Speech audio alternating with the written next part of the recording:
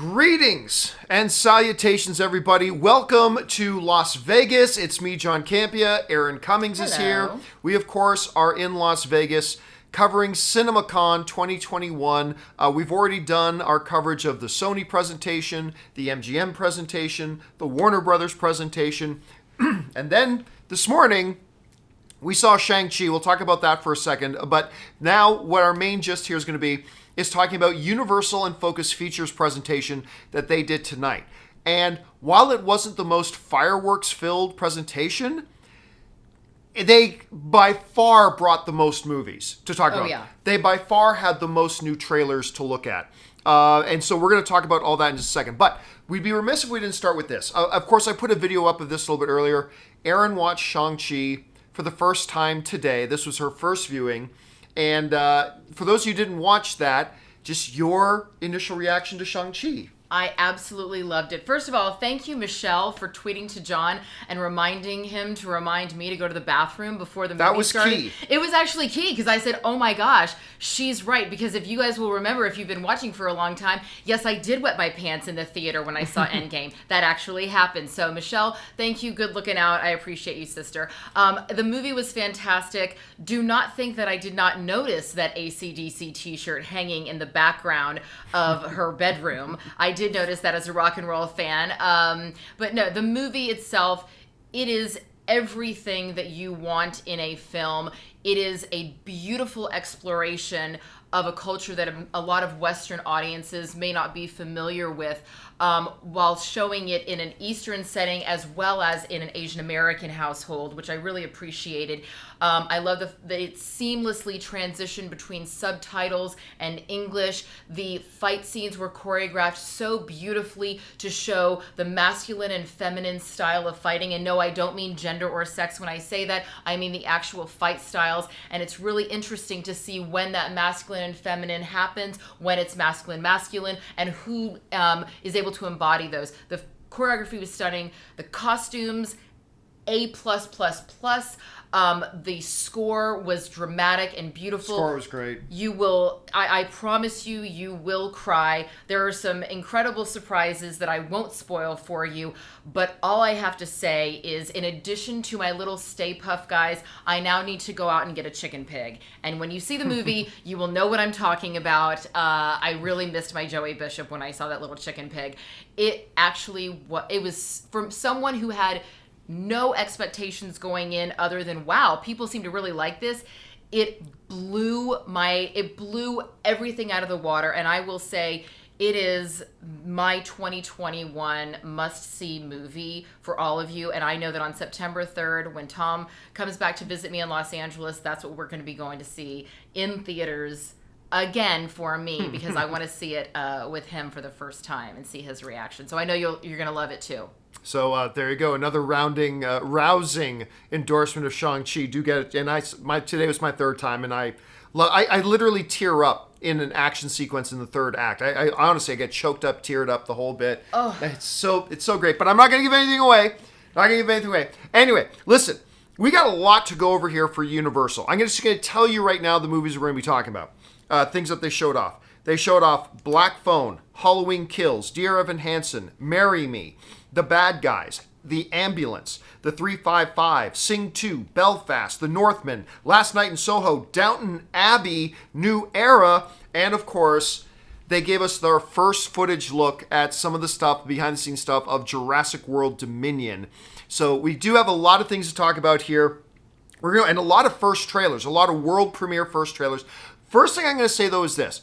The coolest thing that the Universal presentation did was they had a star of each of the movies kind of introduce the movie. But instead of introducing the trailer or the footage or whatever, each star said their favorite movie theater and someone that works at that movie theater. Whether it was a movie theater in Idaho, a movie theater in the Bronx, a movie in theater Austin, Texas, in Los Angeles, whatever. And then what they would do is throw over to a person who worked in one of those local movie theaters, and then they did the introduction of the footage or the trailer. And the coolest one of those was they were talking about a woman that works at the AMC, which city?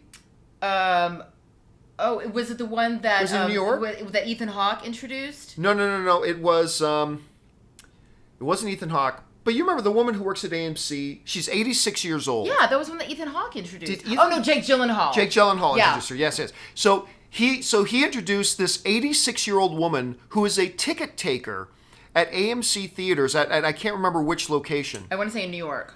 I think it was New York. And she has literally had that job for 30 years because she gets to see a brand new movie every week, and she's done that for 30 years. And that was so cool when she comes on, because every single one was talking about their love of the movies and stuff like that. It was a really, really cool kind of little curveball that they did with the introduction. It was perfect for this audience because who are you talking to? You're talking to movie theater owners. Again, I went out to lunch today and ended up meeting the owners of one theater up in Oregon, Albany, Oregon. They have one theater, Pix Theaters, and it's really cool, I think, for these theater owners to see representation of small theaters around the country. Yeah. Instead of just J-Lo's cool, Jake Gyllenhaal's cool, but let's see some people in those small town theaters. And it wasn't just AMC or Regals; it was like individual standalone theaters as well that they talked about, and that was great. It was really great for knowing your audience. Yeah, it was terrific. So I personally really appreciate that. Yeah. Okay, let's talk about some of these things. They kicked off everything with one of their headliners, actually, which was Halloween Kills, and they showed a brand new trailer for it. That I don't know if they're going to put online today or not. Maybe it's online already. I don't know. I am so excited for this movie because I have never liked, even the original, I have never liked a single Halloween film. And then 2018's Halloween came out, and I was shocked how much I liked it. I really enjoyed that movie. And this picks right up exactly where the last one left off. Jamie Lee Curtis is a warrior of Valhalla. I mean, she's just awesome, and she comes across as so badass, and she's just like, I'm going hunting. And she's going to go get my... It's just really good. They showed some more scenes from it.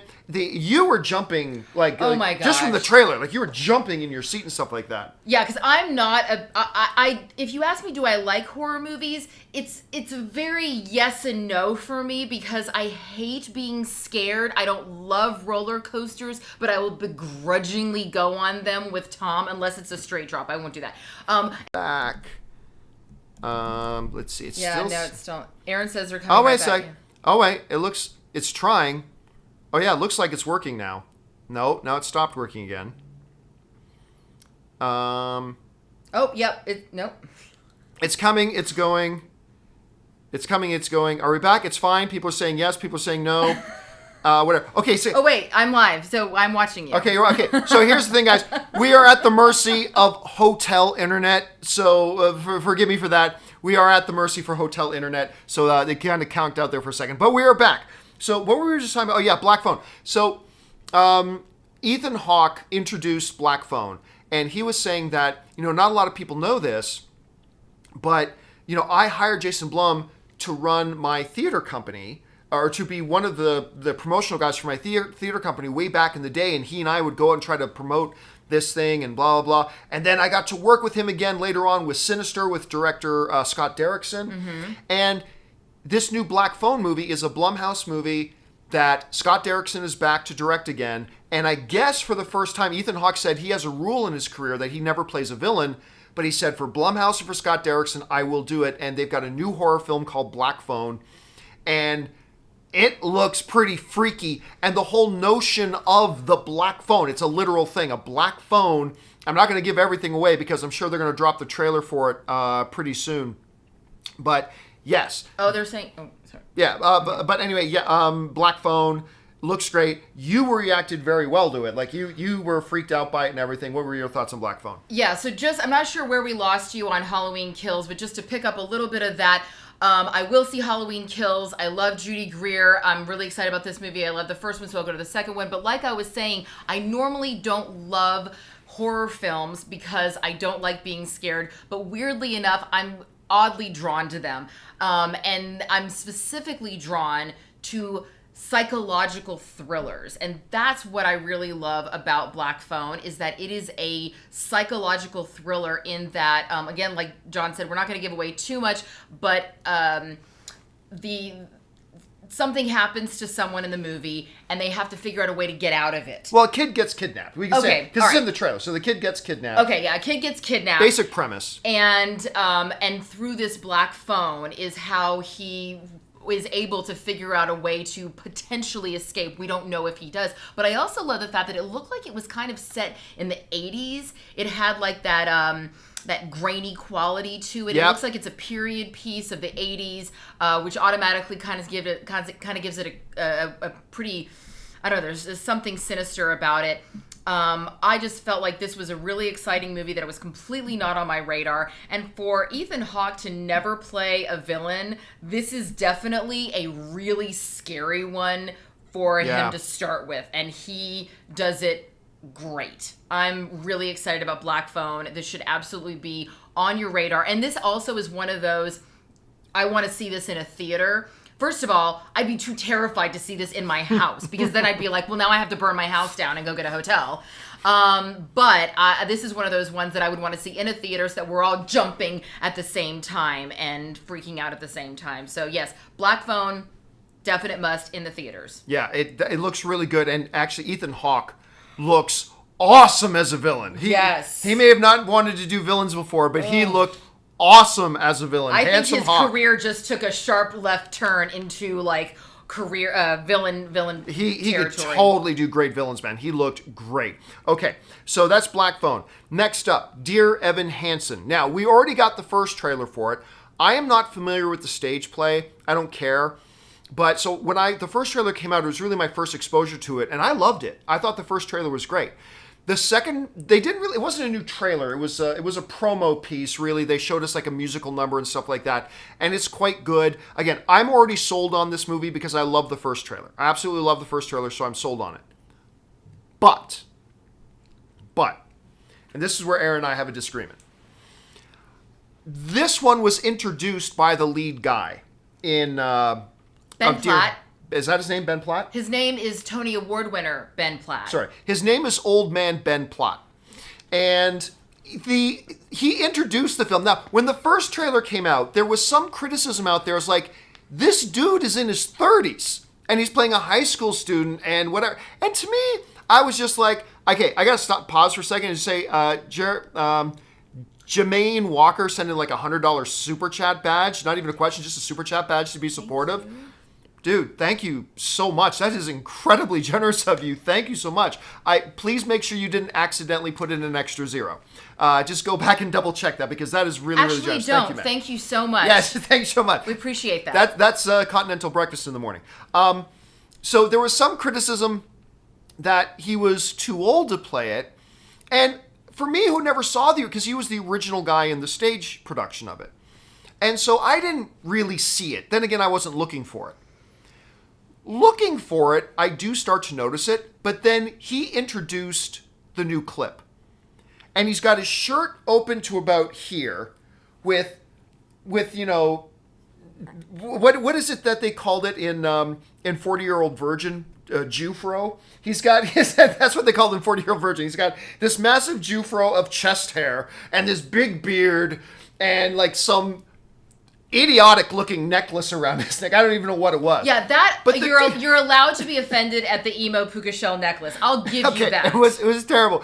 And it's like, so he introduces the thing, and then they start to play the clip, and I'm supposed to buy him as this awkward 15-year-old high school kid. And all I could see was this old man hanging around children. And that's all I could see. Now look, I am already sold on the movie. I'm completely sold on the movie. And I rejected people's criticisms of that when the first trailer came out. But I have to say, I am now on your side. I am now on your side thinking, he's great. Because when he's singing that song, woo! This dude's got the voice of an angel. This dude has power in his voice. Incredible singer. But all I could see was an old man hanging around kids. That's all I could see. Now, hopefully when I see the movie, I'll be able to suspend disbelief and get past that really quick and just enjoy the film because I'm really looking forward to it. But I'm starting to think maybe they should have recast the role and maybe he should have maybe taken another role in it. But just like the guy, what was Colm Wilkinson? Is that the name of the guy who played Jean Valjean in the main? Yeah, I think his name's Colm Wilkinson, who played Jean Valjean in the main stage play of Les Mis back in the 90s. So when they did the new thing, he was just too old to play Valjean, so he changed roles and became the priest in that. And then he played it in the Hugh Jackman movie version of it as well, which was perfect. It was great. It would have been awkward if he played Jean Valjean again at that age. So, I don't know. Look, I'm still looking forward to the movie. I'm still sure I'm going to enjoy it, but I'm kind of thinking they should have changed cast. You, however, completely disagree with me on that. I literally want to rip your face off right now. But he's a 30-year-old man hanging around. He's 28 fucking years old. He looks 47. He was born in 1993, John. He's not old. Born when you the could Bee be his Gees dad. were popular. You could be his father, okay? Please. No, he's 28 years old. It's like a grown man hanging out with these children. He is not a grown man. And also, here's the thing. I'm sorry.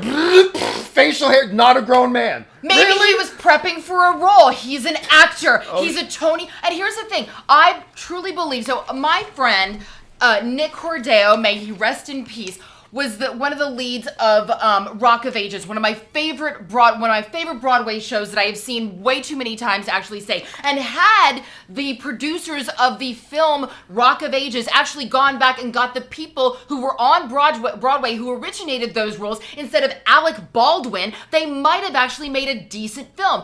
I like the fact... Or just get somebody better than Alec Baldwin. I like the fact that when you give your blood and sweat and your tears and you do it 8 nights a week for God knows how long, and you do it on a live stage in front of a live audience, you then get rewarded by getting to do the film if it is age appropriate. And he only won his Tony less than 5 years ago. I don't care. So he absolutely Look has at Lin-Manuel Miranda. Look at Lin-Manuel Miranda. Gabrielle Carteras was on Beverly Hills 90210 when she was like 35. And it's been a running joke ever since. Estelle Getty was the oldest of the Golden Girls, and she rocked it. Did it right. Lin-Manuel Miranda realized when they were doing the movie version of In the Heights, even though he could still totally play it, he realized, I'm too old now to play that role. So I'm going to play the ice cream. 20 years ago that In the Heights was on Broadway. He knew well enough that, hey, it's just not, I'm not age appropriate for the, even though it's his show, he was like, I'm not age appropriate enough to play that role anymore, so I'm going to play another role. He is not age appropriate to play this role anymore. You're crazy and I'm you're right. wrong. I'm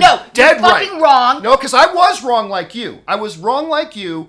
Now I'm on everybody else's side. No. But he's going to be great. We agree he's going to be great. He is going to sing the hell out of it. If you had not seen him with his stupid puka shell necklace and his inappropriate chest hair, someone should... Yeah, I mean, I don't know why he was wearing, like, a denim jumper. Like, the whole outfit was crazy. He looked like an idiot. He looked stupid. I am just hoping that he was on set for his next movie where he's playing someone that is, would redeem it. Fashionably challenged. Totally would redeem it. That being said, if you had not seen him looking like that, introducing this film, if you had just seen the trailer, then you would not be saying that. I was already, people had already started to convince me, but yes, seeing him like that before, it only exasperated it. It only made it even worse.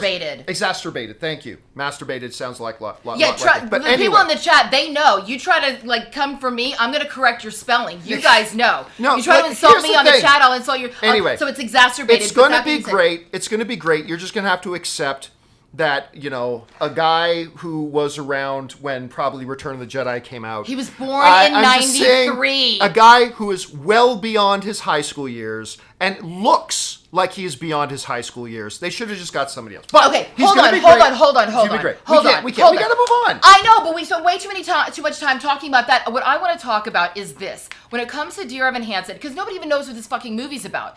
The kid is... Well, the first trailer was really good. I think a lot of people got the sense of it, but it's great. But what I'm saying is, this is the thing.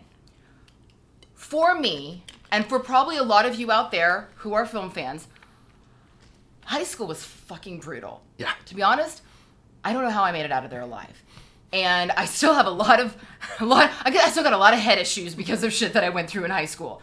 And there was a lot of loneliness and insecurity and anxiety and all those things. And this movie talks about all of that. And given the skyrocketing teen suicide numbers that are going on today, having a film that shows other teenagers who think that those 4 years are never going to end, Which is what it feels like when you're in the middle of it. Showing them this story that they're not alone. You know, I was watching that trailer and I was just like, I felt all the feels and I just was like, man, I really wish that a movie like this had come out when I was in high school because I really feel like this would have spoken to me. And I feel like it's going to speak to me even still and maybe heal a little bit of that girl who's still hurting inside. So I feel like Dear Evan Hansen, regardless of how you feel about the age of anybody playing any of the roles, I think it's a very timely movie that we all need to see. Did you ever see the musical? I never did. Did you ever see the actual No, musical? I didn't. Yeah, I I had friends that were in it, and I never made it a point. And now I want to kick myself for not seeing it on stage, which I definitely should have. But yes, you're right. We've talked about Dear Evan Hansen. I think definitely go see it. It's gonna rip your heart out, and I'm really excited for this. Actually, you know, I meant to ask you coming out of it. Did you see the first trailer?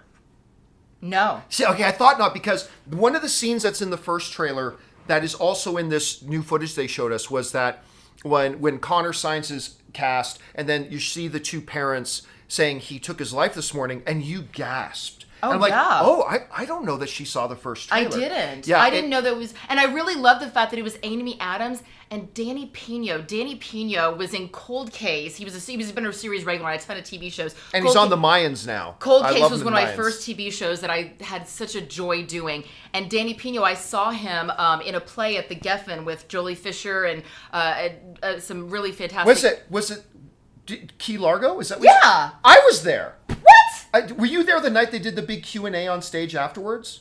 No. Okay, that's the night we were there, but we were at that show. Oh, wasn't it great? So Jolie yeah. is a good friend of mine, and she had Tom and I come to see the show. Oh, that's and amazing. I didn't know that Danny was in it. And Andy it. Garcia was the lead. Yes, and so we went backstage afterwards, and I saw Danny, and I said, my first big guest star was on Cold Case, and you were so lovely. And he was like, thank you so much. Like, he couldn't have been more lovely. He was really so, nice, I said, good for Danny Pino getting in this, this movie, this huge movie, playing Amy Adams' husband. I hope that Danny Pino does beautiful things in his career. And he is right now. If you guys don't watch Mayans, which is the spinoff of Sons of Anarchy, he plays the head of the Galingo crime family. He's great in it. You should check him out in that. Anyway, okay, so Dear Evan Hansen, while we disagree on the age appropriateness of the lead star, we both think it looks fantastic. Yes. And this new footage that they showed us was great. Okay, next up is an interesting one.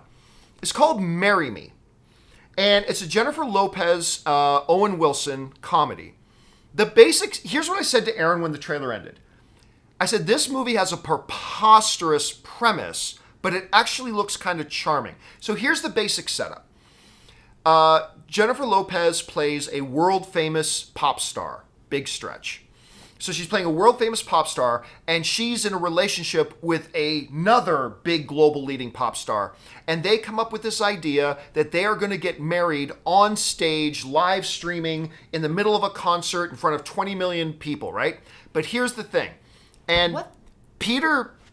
What's happening right now? I don't know, but I gotta stop for a second because one of our viewers, Peter, had just sent in a $300 super chat badge. Not even a question, just a super chat badge. So thank you, dude, for supporting our content this much. Oh my God, thank you. If me yelling at Erin is going to get more of that, then I will yell at her all day and I'll let her yell at me. So John might actually start paying me to do this. I'm kidding. It's a joke. Okay, anyway. But Peter, seriously, dude, thank you so much. That's incredible. Thank you to all of you guys who support content that you like to watch. So, Peter, that's incredibly generous. So thank you, dude. Very thank you. Very much. And you didn't even send a question. You just wanted to tip to the show. Thank you, dude. Okay. What was Marry Me? Marry Me. So Jennifer Lopez is supposed to marry this other big pop star dude, but a minute before she's supposed to go on stage to get married to him, she sees footage of him cheating on her. So this wouldn't actually go through any normal human being's mind. On stage, she just decides, well, I came here to get married, so I'm going to marry somebody. And she points to Owen Wilson, who's only there to escort his daughter to the show. He has no interest in this stuff. She points to him because he's holding a sign that says "Marry Me" because that's the name of her pop song, her big popular pop song. And the daughter hands him the sign to hold on to. And so she goes, yes, I will marry you. So they drag him up on stage and they get married. And he's just like a regular, like a high school teacher. He's a math teacher. He's a math teacher.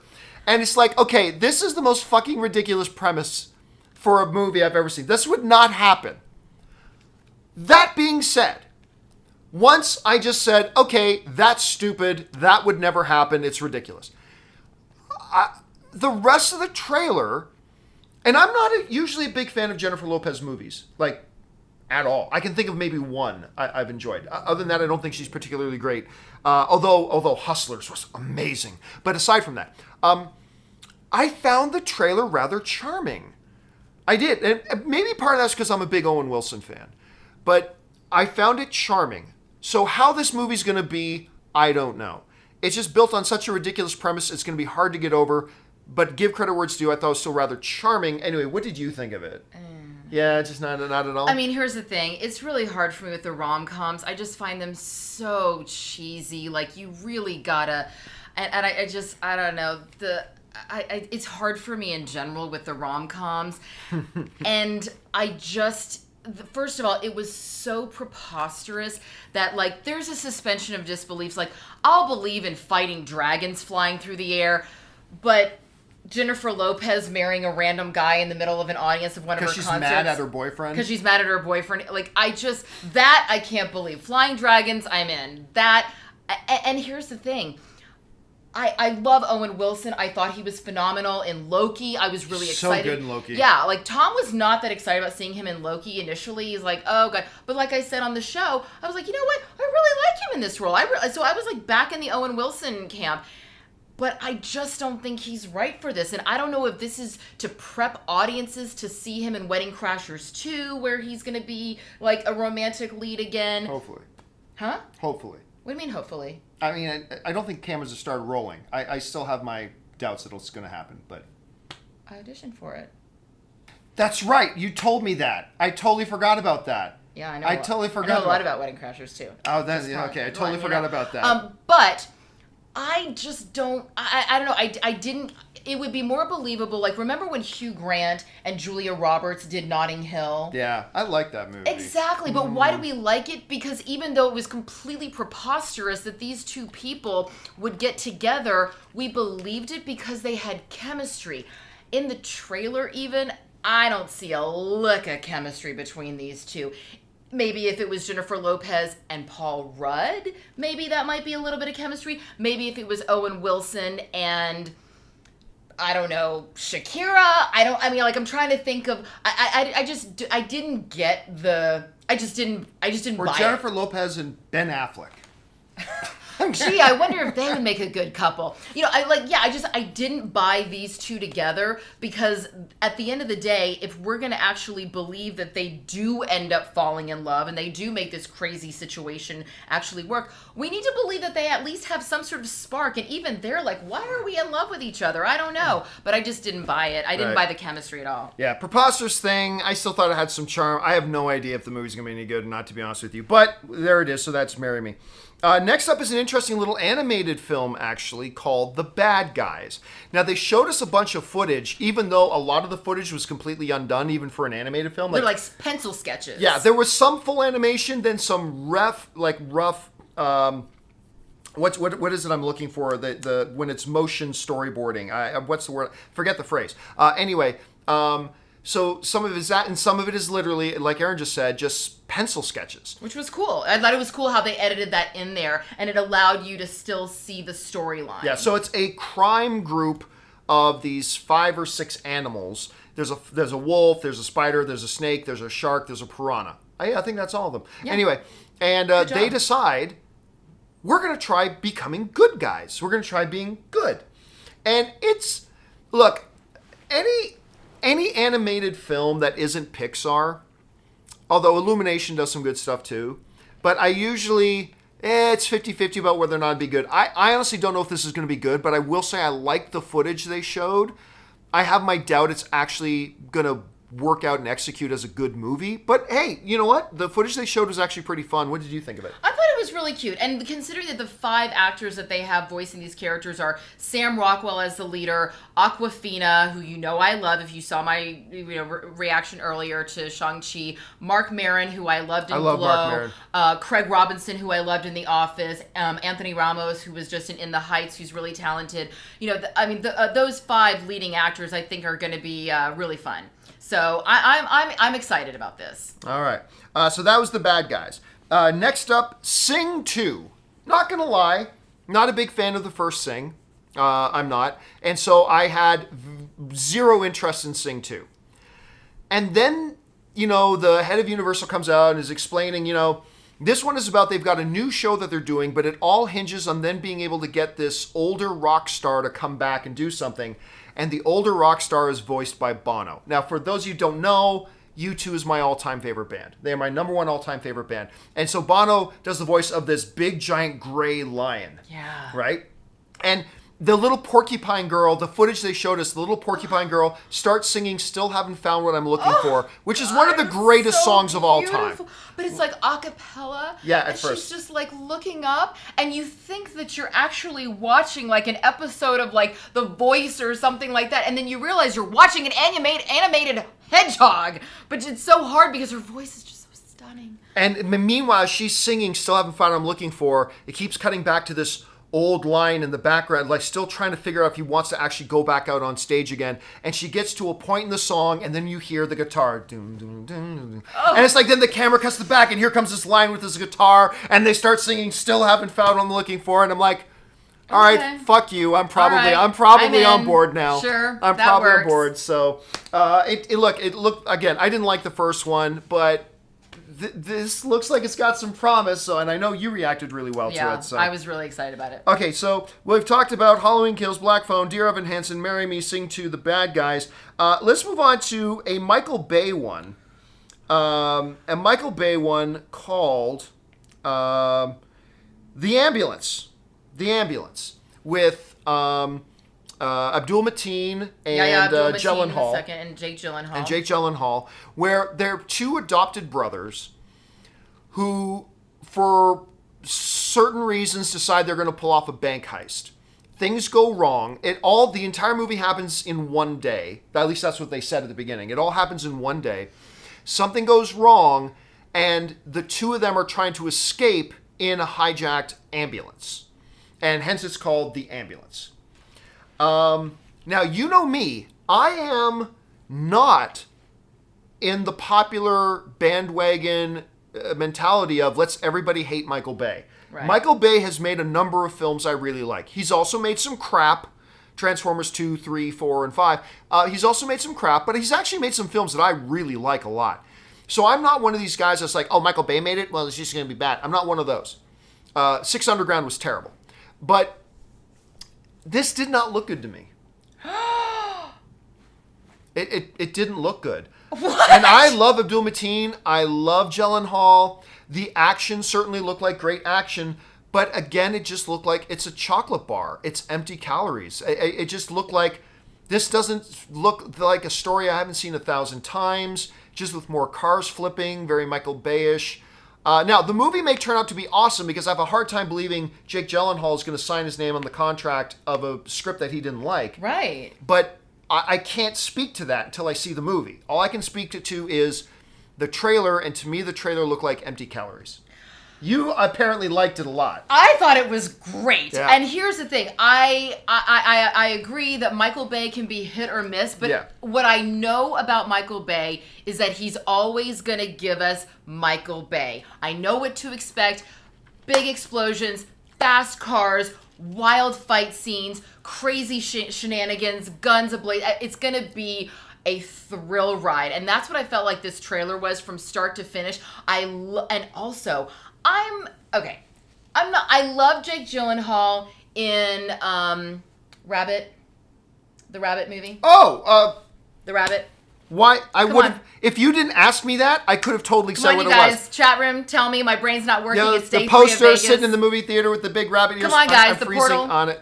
You guys got it. What is it? No, it's not The Rock. Donnie Darko. Donnie Darko, thank you. Thank you. Thank you. Anotha Black Experience. Another Black Experience. Thank you for putting that, as well as Punch 44, Kay Walton, a bunch of you guys. Thank you, guys. Yes, thank you. It is day 3 in Vegas. My brain is not working straight. Yes, Donnie, I loved him in Donnie Darko, but you know what? I gotta admit, you did my girl Taylor wrong, so I'm not really loving with Jake Gyllenhaal.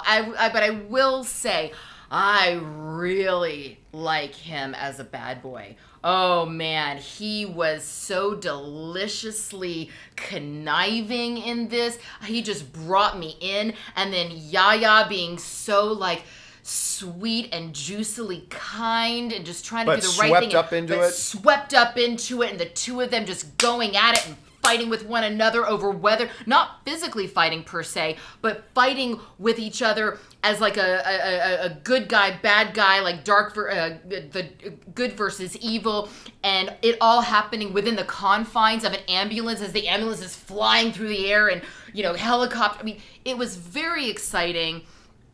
This is one of those that I'm not going to put too much emotional energy into. I'm just going to go, you know what? I feel like if I'm just in a raged mood and I need to get out some energy, this is a movie I'm going to go to the theaters and just like jump up and down and scream. I am not going to go to Alamo Drafthouse to see this, because God help the people sitting in front of me when I see the ambulance in person, because it is going to be, and God help anybody that's sitting next to me, because they're going to get... Yeah, I still got bruises from Shang-Chi this morning. Beep, beep, beep, beep, beep, beep. I don't know why when you get happy... And this is the thing, we're watching Shang-Chi, and this has happened in other movies. Why when you get happy, you start punching? What is that about? I got to talk to Tom about this. Oh, yeah. Like, Tom, blink twice if you need help, Tom. Because I was sitting there watching Shang-Chi, it's like something beautiful happens on screen. And instead of looking over to see Erin smiling, Erin's like, yeah! And she's punching the shit out of my arm. But see, that's the thing about Tom, is he doesn't let me. He disciplines me. He's like, no, woman. No more. You are not going to hit me. Well, he probably has to take it 10 times more than I do. So maybe I'd have to get frustrated with it too. Anyway, but I think we can all agree. I think without hesitation or reservation, I think we can all agree. Jake Gyllenhaal's, obviously, his best performance ever was obviously given in the classic Prince of Persia. I think we can all agree...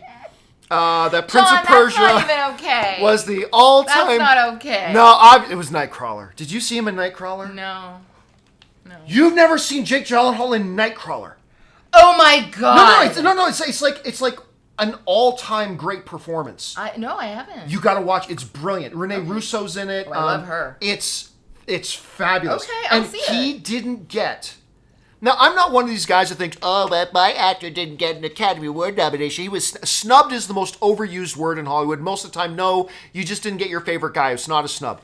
Jake Gyllenhaal didn't get an Academy Award nomination for Nightcrawler.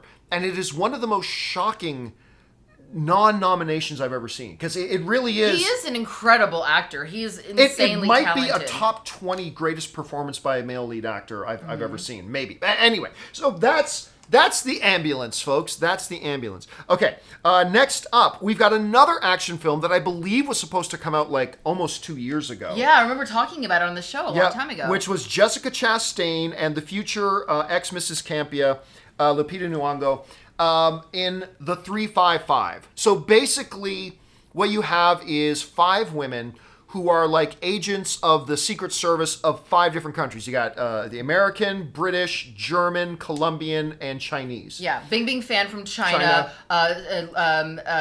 Penelope Cruz from Colombia. Inglourious Bastards. Diane Kruger from Germany. Lupita Nyong'o from England, and then Jessica Chastain from America. Right. So Jessica Chastain, in the beginning, she basically is going to put together a team of people that she really knows and trusts. But of course, they don't necessarily. Well, she trusts them to be able to pull this off, but they're not necessarily sure who she is. They're all assassins. They think she's coming to kill her. She's not. It's a whole thing. They have to work together. Go ahead. Sebastian Stan is in it as well. So basically, they have to come together to stop some kind of international threat, but they have to do it off the books. So it's not being officially sanctioned, right? And I guess because they all work for their own Secret Service, they're also, to some degree, lightly enemies of each other, but they've got to work together. It's being directed by Simon Kinberg, this is his second feature film directing. His first feature film directing was X-Men, what was the name of the last one he just did? Dark Phoenix, which was not a great first outing for Simon Kinberg. On paper, I love the idea of this movie. On paper, I think this is an outstanding, because I am a Jessica Chastain boy. I am all Jessica Chastain all day, all the time. So I got to tell you, the new trailer they played for it looked pretty pedestrian to me. Because you know me, I'm all Jessica Chastain. I'm all Lupita Nyong'o. The concept of this sounds great, but I just feel like this looked more like an ABC movie of the week kind of thing than it didn't work for me. I just have a feeling it's not going to work. I'm going to go see it day one because of who's in it, but my expectations aren't very high. How did you think about it? You know what? I've been excited about this movie for a long time because the talent that's involved in it is so exceptional, and I love the idea of them being enemies and having to figure out a way to work together. And in the trailer, it also shows that at a certain point, Penelope Cruz is really just having severe hesitations about whether she wants to continue in this. Their families or significant others or people that they care about all in some way get ensnared in this big plot, and so their choices are not just about themselves anymore, but it's actually about their families.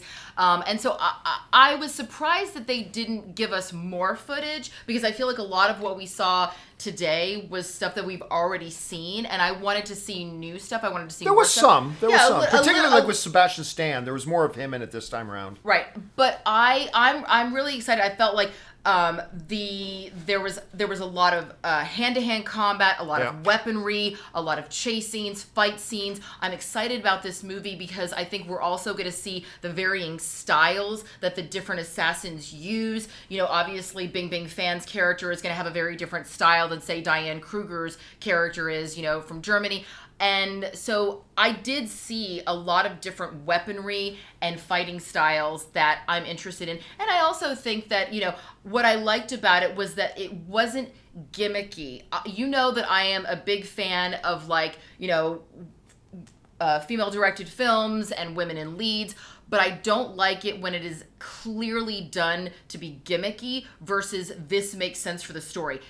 This doesn't feel gimmicky to me at all. It feels very believable, and I really like that, and I loved it, and I could see instantly the chemistry that these women have working together. So I'm actually pretty excited about it. There was one moment that really made me roll my eyes, though. Oh, wow. All the five women are in the room together, and Lupita Nyong'o looks around. She goes, "We must join forces," and I'm like, "Oh God, come on! Did you really write that? Did you really write that? We must join forces." I'm like, come on. Even Lupita Nyong'o saying it couldn't save it. It was, I don't know. Anyway, here's hoping. I love the concept of the film. On paper, it looks great. And we've seen lots of bad trailers to terrific movies. And I'm going to hope that this is one of those. All right. Next up, we're going to talk about Belfast, which is one I only heard about like a while ago. It's, of course, being directed by one of my favorite directors, the great Kenneth Branagh, who, besides all the classical great stuff he's done, he also did one of my all-time favorite comic book movies in the first Thor movie, which I absolutely love and adore. And he's currently got a movie sitting on the shelf called Death on the Nile, because Armie Hammer is a problem. But besides, so they don't. I still don't know when that movie's going to come out or what the hell they're going to do with that movie. We're going to digitally edit him out of every single scene. So Belfast, all I know is this.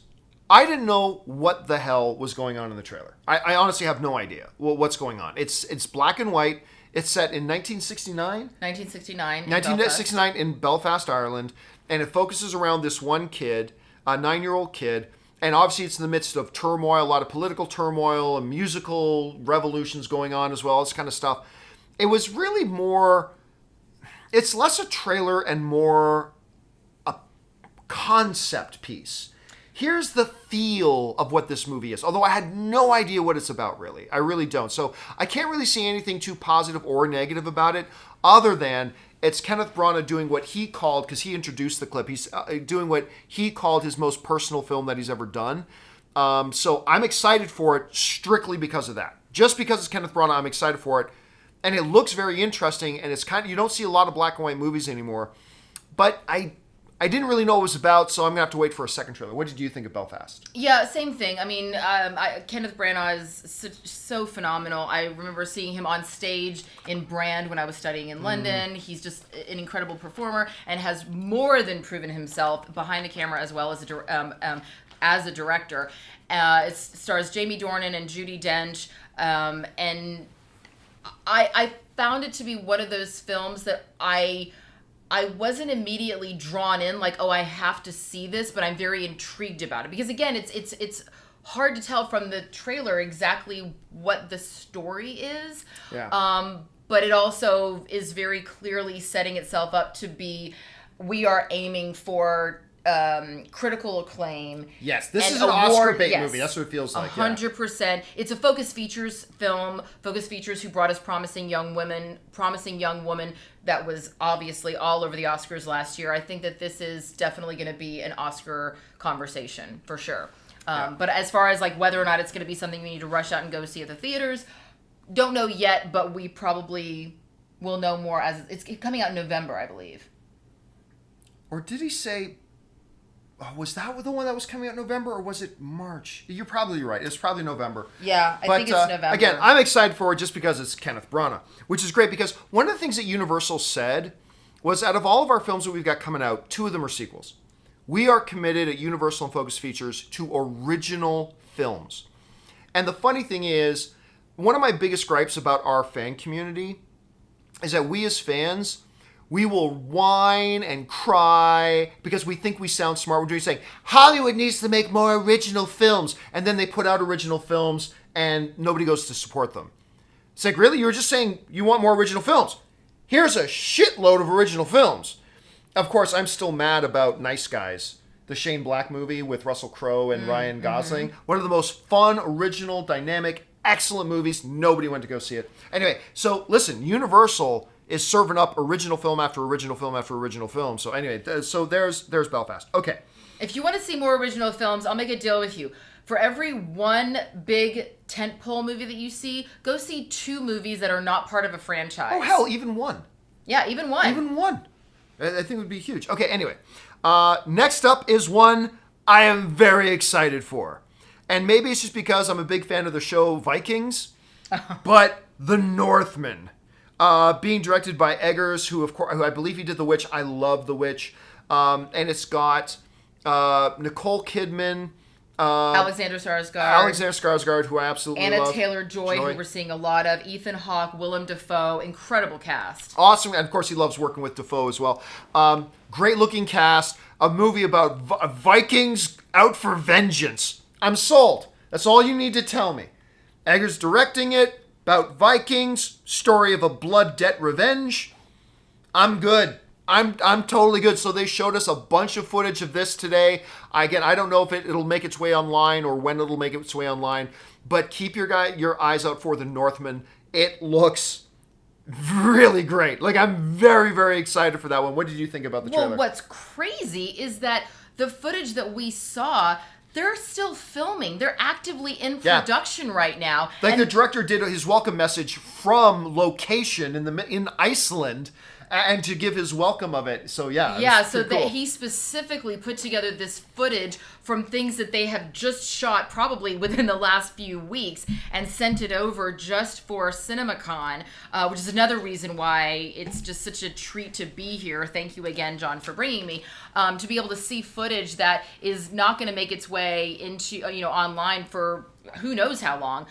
So that's what's really exciting about this, is that we're seeing this real-time footage that isn't color corrected. It doesn't even have all of the special effects. And we didn't realize that until the person from Focus Features who was announcing all of these told us after the fact, oh, by the way, this isn't finished, and the director really wanted me to apologize. And I thought, it looked pretty damn good to me. Oh my God, if this is what it looks like, when it's still rough, I can only imagine what it's going to look like when it's finished. And I believe that that's coming out in the spring of 2022, maybe in March or April, I believe April. So The Northman, that's going to be a really exciting one that you'll definitely want to be on the lookout for.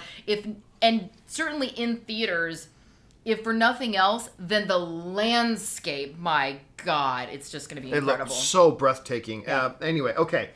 Couple more here. One of the films that I am most excited about on their list, you guys know one of my favorite directors is Edgar Wright. Edgar is a fabulous filmmaker. Obviously, the stuff that he's done with Simon Pegg and Nick Frost is iconic and legendary. I loved Scott Pilgrim vs. the World.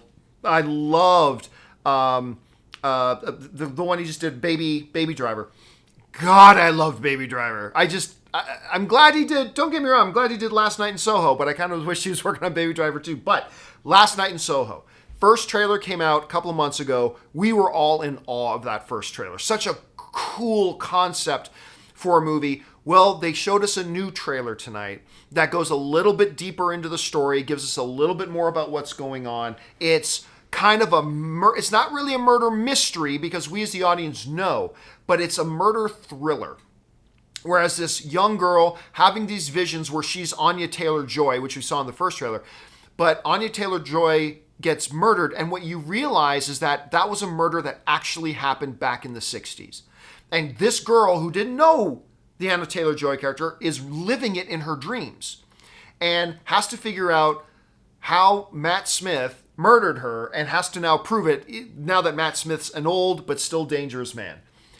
And they showed us more of it. My God, this movie is not in your top, I'm not going to say it has to be in your top 2 or 3, but if this movie's not in your top 10 of most anticipated, I don't know if you have a pulse. This thing looks ridiculously good. I loved what we saw. Anya Taylor-Joy coming off of, what's the name of the chess show she just did on Netflix again? Oh, yeah. Queen's Gambit. Queen's Gambit.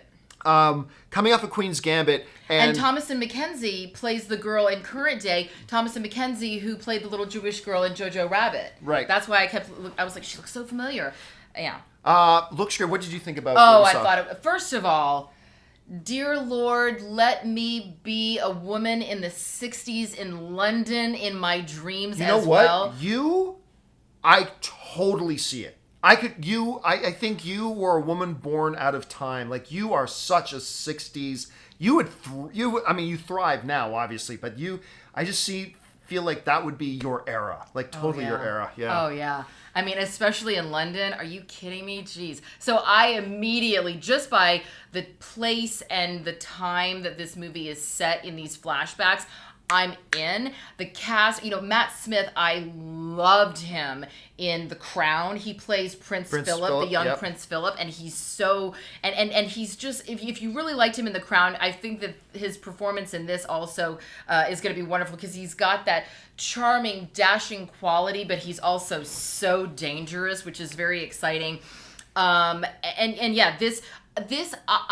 my favorite films of all time is Double Indemnity. With Ashley Judd? Or the... Okay, so no John, not that one. The original one. Double Indemnity. By the way, the remake's not that bad. That's true. But the original Double Indemnity is one of my favorite films of all time, and this had a certain quality to that. I love those just old Hollywood psychological thrillers, and that's what this really felt like. It drew me in like a mermaid to a sailor. That's like a siren? Like a siren. There we go. Bringing the ship in to the rocky depth. You scare me when you look at me that way. I should. I'm a little afraid. I'm a little bit afraid. You should be. All right, and then there were 2 more that we want to talk about. Yeah, and this one is actually pretty... That one? Oh, and yeah, that one. yeah. So we got to talk about one that I was not expecting them to talk about right now. And I know this is not a movie that will be for all of you, but you cannot deny the cultural impact of this thing. And I thought the first movie was actually really good. It's Downton Abbey. They showed us a bunch of footage for the new Downton Abbey. It's called Downton Abbey: The New Era. And again, listen, if you're not into Downton Abbey, there's no reason you should be excited for this. But if you're like the hundreds of millions of people around the world who really dig Downton Abbey, my wife, like Anne and Kaori, they would literally get together. When they would watch Downton Abbey, they would get together, wear tea time hats, and they would get crumpets and stuff like that and have tea and watch Downton Abbey. That was their ritual. That's Which how is they did it. hilarious because she's also like a black belt in Taekwondo or something. So I mean, it's very... And listen, I watched the first. I just went to appease Anne. I actually thought the first movie was really good, and so when that music has almost become like Superman music, because now when you hear those piano shots, dun dun dun dun dun dun dun, dun you know it's Downton Abbey, and you get whisked away to that other era, and it actually looks really good, and I liked what I saw. Now I don't think you're a big Downton Abbey person. I don't even know if you've watched it. I've never seen the TV show. I've never seen the movie. Right, so. By the way, yes. the Ashley Judd movie was Double Jeopardy, not Double Indemnity. You're right. But that's okay. Moving on. No, Downton Abbey. You're right. Sorry, got that word mixed up. You're right. Double Jeopardy. It happens. We're with alive. Bruce Greenwood, by the way, and I love Bruce Greenwood. He's great. He plays, of course, the husband. But anyway. But you know what? It's a live show. I have brain farts all the time. That's what happens when we do it live. We do it live. So yeah, I've never seen the TV show. I've never seen the first movie. I probably won't see the second movie. But let me ask you this: for other non-Abbey fans out there.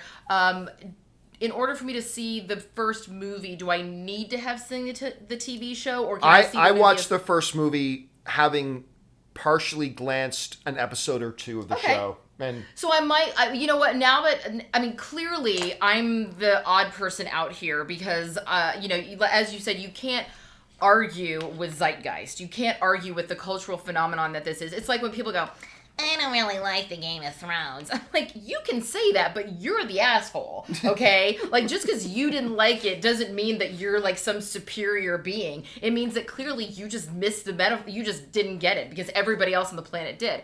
So, I may, just to satisfy my curiosity of what everybody else is so excited about, I may go back, watch the first movie, and then who knows, that might spark my interest to then... A girlfriend of mine watched the movie and then got hooked on the show. It's like, oh my God. So they went back and they ended up watching the whole show. Right. A friend of mine who I would not think at all would be into it. She's like, oh, I've seen the entire Downton Abbey series like 3 times. She just rewatches it because she's like just the dramatic storytelling. By she, do you mean he? And by friend, do you mean Tom? Yes. There we go. Okay. He wears a little tea hat and he eats a crumpet and he drinks his tea. Okay. I can totally see it. All right. Next up, where are we at now? We are at... Oh, this one? Yes. And then we'll have to touch on something else. Then was a surprise.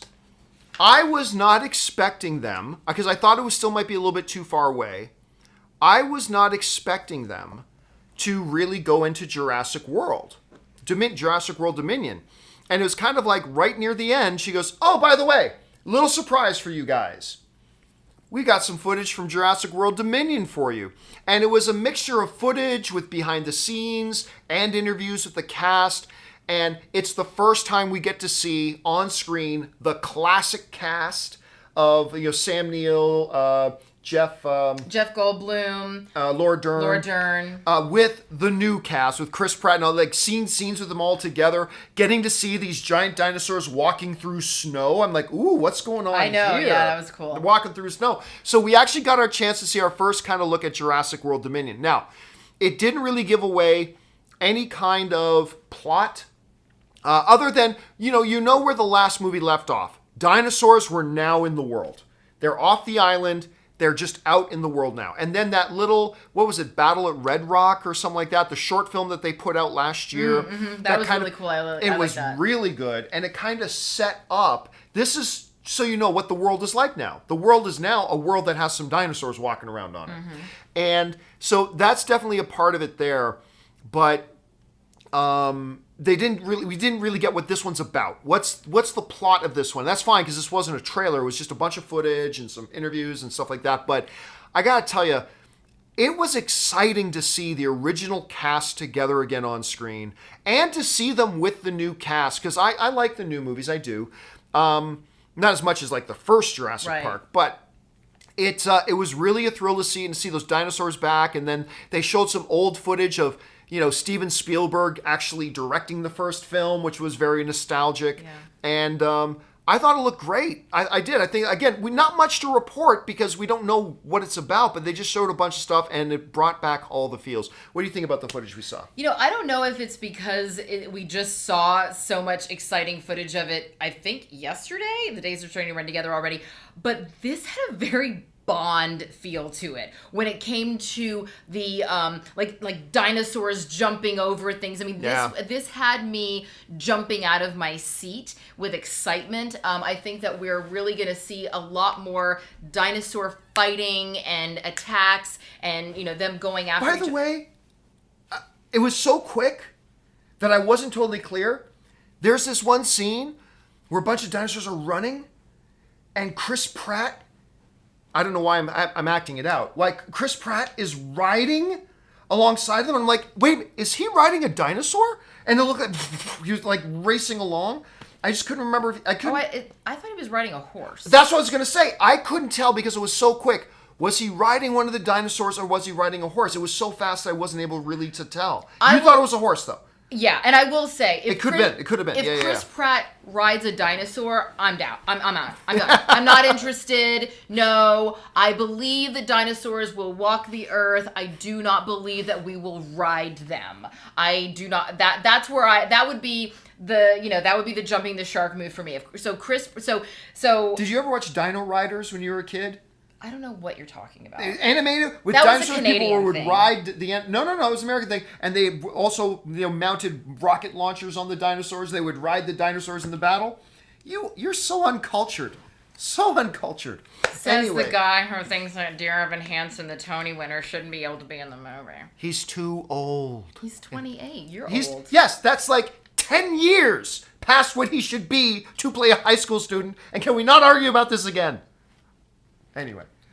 Well, Chris Pratt riding a dinosaur. Technically, you're my boss, so at a certain point, I kind of have to maybe treat you a little bit like one. So When has that ever happened? When has that ever happened? No, I'm really excited about Jurassic. What is it? Jurassic Park? Jurassic World Dominion. Jurassic World Dominion. Okay, yeah, I'm excited because again, I like these things where something that we usually see in their world. We've gone into the park. We've gone into Jurassic World. But now we're seeing the dinosaurs come into our world and how they're interacting with traffic and cities and buses. And that's where it really gets really interesting. And Bryce Dallas Howard is back. I saw someone in the chat was asking if she was back. Yes, of course she's back. Yeah, she's there. So I think this is going to be exciting. And obviously this is just the very, very, very beginning. There's going to be tons more trailers that we're going to see of Jurassic World Dominion as we get closer to the actual launch. So that does it. I mean, again, it wasn't the most explosive presentation that we've seen so far. Like, there was no surprise screening of a movie like they did with Ghostbusters, or we're going to show you 10 minutes of this movie like they did with James Bond. But what they lacked for in, like, some huge explosive moments, they made up for with sheer quantity. Like I said, about 13 films they ran down. Some of them look meh. Some of them look really good. So that was the Universal presentation. We got 2 tomorrow. One more day. One more day of CinemaCon 2020 tomorrow. And there are 2 ones I'm really looking forward to. Paramount, I'm looking forward to seeing some Top Gun. Yeah. And some What Mission if they Impossible. show us Top Gun? It's only scheduled for an hour and 30 minutes, so probably not. Okay. Yeah, so I don't think so. But what if they have a cast of Top Gun fly an airplane into the theater? That would be very destructive, but memorable. Mission Impossible. I want to see some Mission Impossible stuff. And then Lionsgate is the final one tomorrow. And I'm just looking forward to seeing some John Wick stuff there. So I'm really, really looking forward to that. Okay, let's see here. Now we are going to move on to your... Oh, something went wrong, though. I need to relaunch this. We're going to try to move on now to your comments and questions. So see if we can get this loaded up. And we can. Yay. And there's a lot of them. So, wow. Oh, dear God. Yep, there it is. Mm-hmm. There's a shit ton. Okay, so I will hand this over to you. Yes. And let's get into your comments and questions that you guys have fired in. Let's go. All right, Daryl Best Wadley says, finally, Candyman reviews are out. 89% so far on Rotten Tomatoes. No idea why they wanted to lift the embargo. Also, what was the best thing you saw today? First of all, Candyman, looking forward to seeing how that turns out. Best thing I saw today... I would say, well, other than Shang-Chi, but I would say the Jurassic World footage. Seeing the Jurassic World footage, because it was a big surprise, great seeing it. I would say that. What was the best thing you saw today? I mean, besides Shang-Chi, obviously, that was the best thing I saw today. I think I'm really excited about One Night in Soho. Between One Night in Soho and Dear Evan Hansen, those are probably the two that I'm the most excited about seeing. Next question comes to us from Tom Gillard. Hi, John and Erin. Hi. Hi. Erin, wanted to ask you what it was like to work with Will Smith. Well, I could talk for a very long time about this, but we have a lot of questions, so I won't. But what I will say was that I saw, when I worked with Will Smith, exactly what makes him one of the biggest superstars on the planet.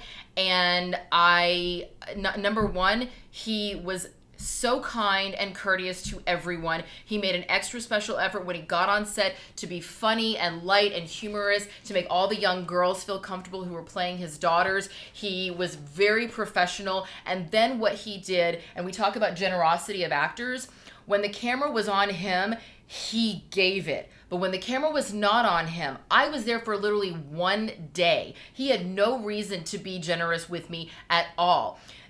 I was supposed to turn and just walk out. We were going to shoot that, but he knew that every time that he had done his monologue, I had tears pouring down my face because he was so good. So instead of just letting me turn and walk out towards the camera, he did his entire monologue every single time, and he knew certain trigger words that would get those tears to fall, and he would really push that. And he did not finish his monologue. He would ad-lib his monologue until he saw that I had the right amount of tears from what I had before, so it would match the footage, and then he'd say his final line, so that when I turned to the camera, my face already was ready. And that, for him to do that for me, little Erin Cummings, one day, one scene social worker, my character doesn't even have a name, and I saw that he did that for everyone else on set too.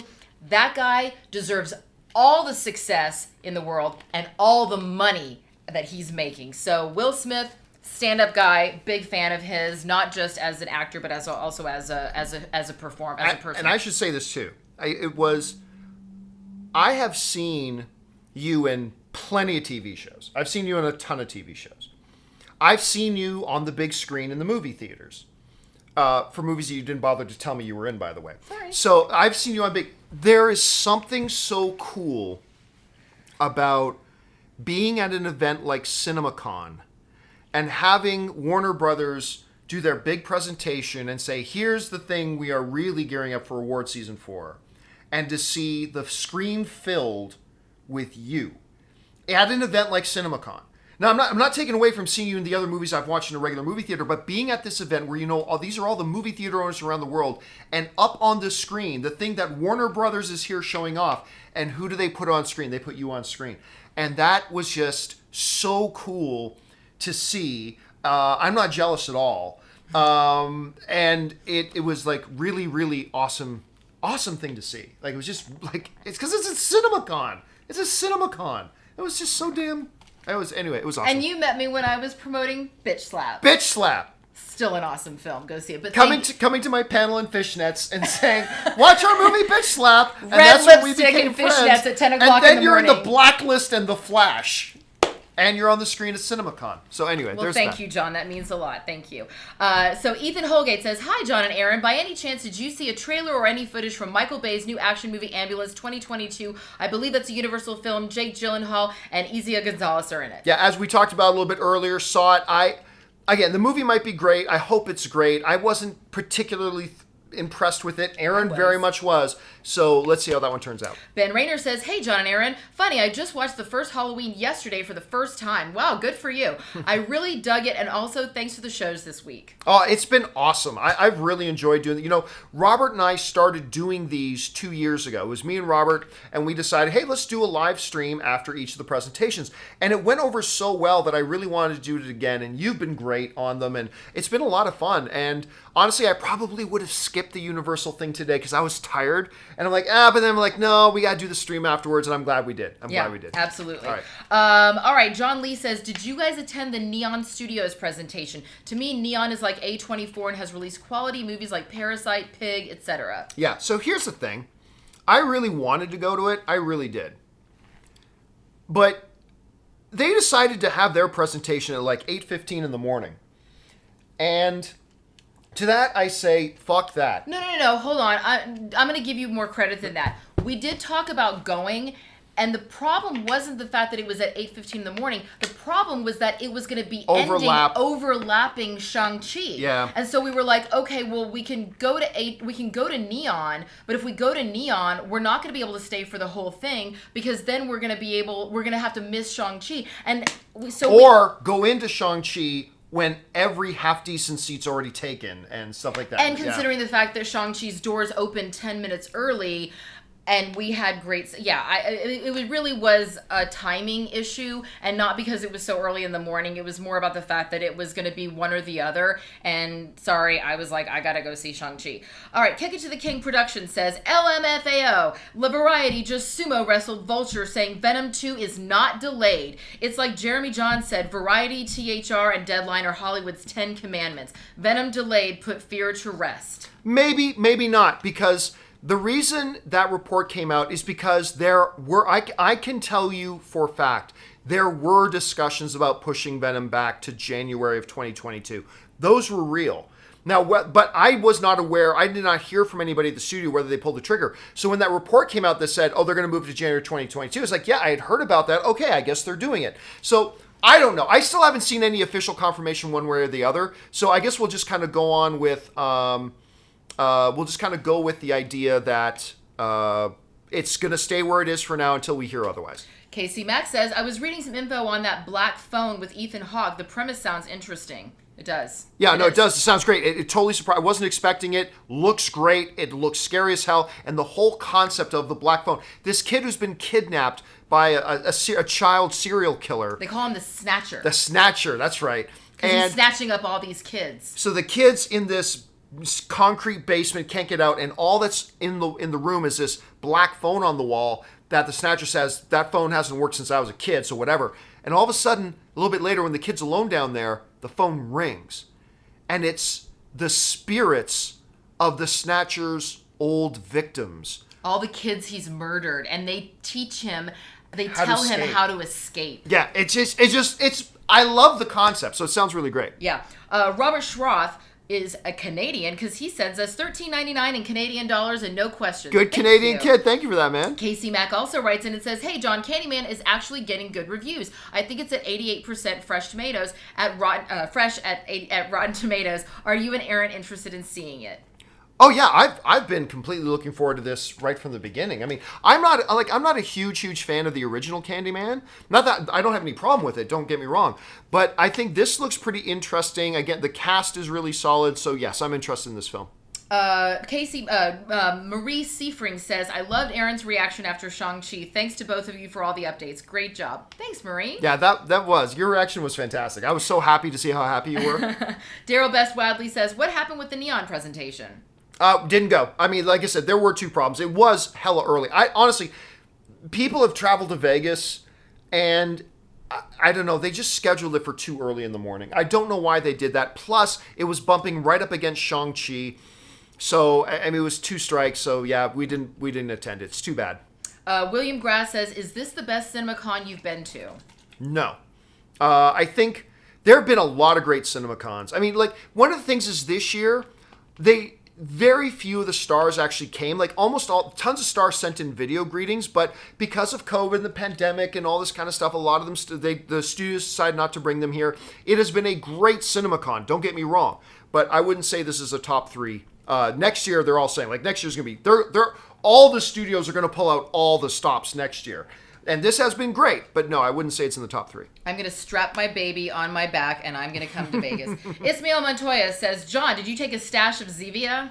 I did not. I really should have. I really should have brought a case of Zevia, but I didn't. Josie Review says, Lori, I'm going hunting. Terminator Dark Fate trailer song. I can get on board with that. I'm going hunting. What a terrible song. Okay, what's next? D. Blandview says, thanks for the live stream. Feels like I have two friends on a reconnaissance mission in Vegas. Are you more excited for Dune or No Time to Die? Dune. I mean, don't get me wrong. I'm super excited for No Time to Die. That presentation was incredible. But it's all Dune all day. I mean, this honestly looks like it could be a Best Picture winner. Not just a great genre movie, but legitimately a Best Picture winner. So I mean, can't say for sure till we see the movie, but it looks incredible. So easy for me, Dune. What about you? Here's the good news: we don't have to choose. We can go see both. Yes. So Cutter Hale says, not big on horror movies, but I love Halloween, so I'm super pumped for Halloween Kills. Do you think we will get a Nobody 2? I friggin' love the first one. I've seen it 9 times. It's so much fun. Oh. No, I don't think we're gonna get Nobody 2. Only because of the economics of it. I don't think it made its money back. I know I could be wrong about that, but I don't think. But they got to keep in mind it happened during the pandemic era. It depends on did it pick up some legs afterwards and some life. Look, all I'll say is this: if they did a Nobody 2 with Bob Odenkirk, I'm down. Yeah. Bob Odenkirk and Wonder Woman's mom, Connie Nielsen, is that her name? Yeah. Bob Odenkirk and Wonder Woman's mom. You do it, I am there. But I just don't know if they'll do it. Or Keanu Reeves' sister. Who's Keanu Reeves' sister? Connie Nielsen in The Devil's Advocate. Oh my God, I totally forgot about that. Yeah. Oh wow, yeah. Jermaine Walker, thank you again for your generous $100 super chat. Yeah, That's thank incredible. you so much, man. Sam Fisher, I started Downton Abbey rewatch purely by coincidence. What always bugged me about Downton Abbey was how horrible they treat each other, at least by modern middle-class American standards. And either than Anna Bates and Carson, I couldn't give, as you say, 2 squirts of piss about the other servants. Other than Anna Bates and Carson, I couldn't give 2 squirts of piss about the other servants. I like them all, to be honest with you. I really, really did. But again, it's one of these shows that is absolutely an acquired taste. It is not going to be something that's for everybody. And on its surface, it doesn't look like it's for me, but I kind of enjoyed it. So I totally get where you're coming from. Totally do. Brock Lohman says, anything on Jordan Peele's Nope? I know $10 ain't no continental breakfast, but hopefully it can pay for a Happy Meal. $10 buys you a coffee at Starbucks at Caesars, so thank you very much. No, they did mention Jordan Peele twice. They mentioned Candyman, and then they mentioned his new film, but they had nothing to show for it at this point. But they mentioned it, but that's about it. Wiley Todd said, hey, John and Erin, thank you so much for the content. It's fantastic. My most anticipated movie by far is Top Gun Maverick. Can you please tell us if you see anything on it tomorrow? Thanks. Oh, absolutely. Yeah. I'm excited for the 2 Tom Cruise things for me is, and I'm sure they have lots of other good stuff to show, but Top Gun, and if they're going to show us anything from Mission Impossible. I don't even think they're finished filming that yet, but they've been filming for a long time and been paused a lot because of COVID, so we'll see. Delusional Patriots fan says Stranger Danger. I don't know what that means. I'm not sure what that means either. Ismail Montoya. Yes, Ismail says, Erin is always right, John.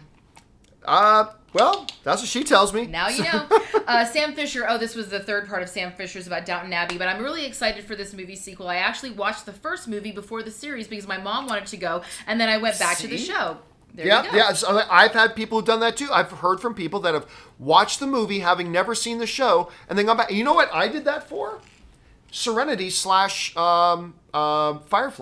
Oh. I had not seen Firefly. I'm surprised you hadn't seen Firefly. No, I had not seen Firefly, and then Serenity came out, and the movie, and I went to go watch it, and I loved it, and I went, I gotta go back and watch the show this is based on now, and that's when I went back and watched Firefly, so that's happened to me too in a way. Jay Master says, so Erin, with Ethan Hawke villain in Black Phone, does that get you even more excited for Ethan Hawke playing the main villain in Disney Plus's Moonlight Moon Knight. Yeah.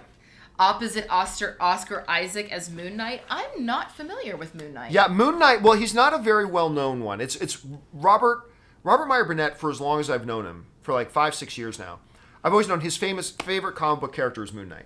And it's a more obscure one that not a lot of regular household people would hear about.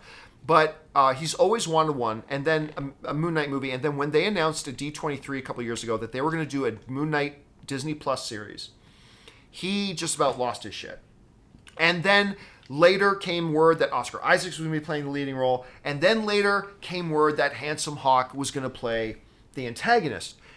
And what's really interesting about that is a few years ago, Ethan Hawke had made some comments, or he was being interviewed, and in an answer he gave, he kind of revealed that he's not really all that big on comic book movies. He doesn't really like that stuff all that much, which garnered the ire of a lot of comic book movie fans. But now here he is. He's going to be in a big MCU thing now. I have never felt the ire of comic book fans. I don't know what that's like. Gabrielle Baker says Ethan Hawke is playing the villain in Moon Knight. Yep, there we go. KC Max says, can you tell us some more stuff on Halloween Kills? Half your talk froze. We didn't get to hear the rest of what you thought. Oh, well, Was there anything new? I wasn't aware of when the stream froze, but yeah, they showed us lots of footage. They showed us a brand new trailer, which I don't know when they're going to release it publicly. It gave us a lot more of the context. Jamie Lee Curtis going on the hunt, seeing a lot of gruesome kills that Michael does. It would have to be a Red Band trailer because Greer swears in it. Okay. Remember she drops the F-bomb that one time?